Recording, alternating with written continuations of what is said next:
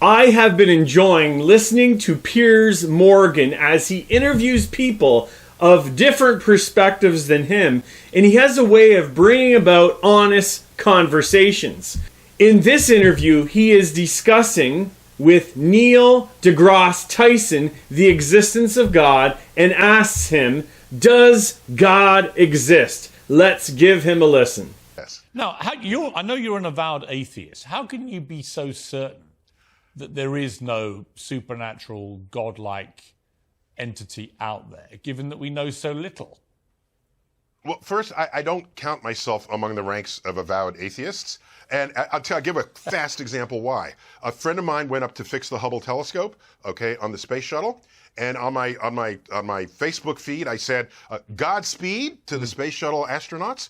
And then in the comment thread, it said, I thought you were an atheist. How could you possibly say that? And so the fact that I gleefully said that and atheists complained about it, clearly I'm not an atheist. Okay? What are you? My favorite Broadway musical of all time is Jesus Christ Superstar, which I saw in real time in New York City.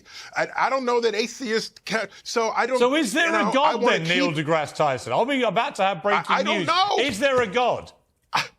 Okay, so what I will tell you is that there are a lot of unknowns in the universe, but just because there are unknowns does not mean there's a deity in the unknown. If you're going to assign a deity to that which... It doesn't mean there isn't, that's correct. So you're more of an open mind about this, right? Everyone should. If the unknown is the unknown. If an astrophysicist and master scientist says we should be open to God's existence, each one of us should be open to the existence of God. And I really have 3 Bible verses that reveal evidence to God's existence. The first is Psalm 97, verse 6. The heavens proclaim His, that's God's righteousness, and all the peoples see His glory. When you look at creation, when you look at the heavens, you see God's glory. The next is Psalm 19, verse 1. The heavens declare the glory of God, and the sky above proclaims His handiwork. When you look to the heavens, you see the glory of God. When you look to the skies, you see the handiwork of the Lord Almighty. And the final verse is Psalm 50, verse 6. The heavens declare His righteousness, for God Himself is judge. The evidence is right there in creation. It's before our very eyes. Creation reveals that God is righteous, He is pure, He is mighty, and creation reveals that God is a God of glory, a God of majesty, a God of greatness.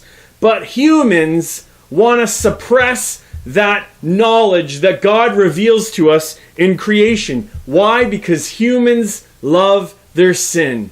God has made Himself known to you in creation. It's right before your eyes. It's revealed to you. Stop rebelling against God. Stop trusting in yourself. Stop trusting in your own intellect. And respond to what God has revealed to you in creation.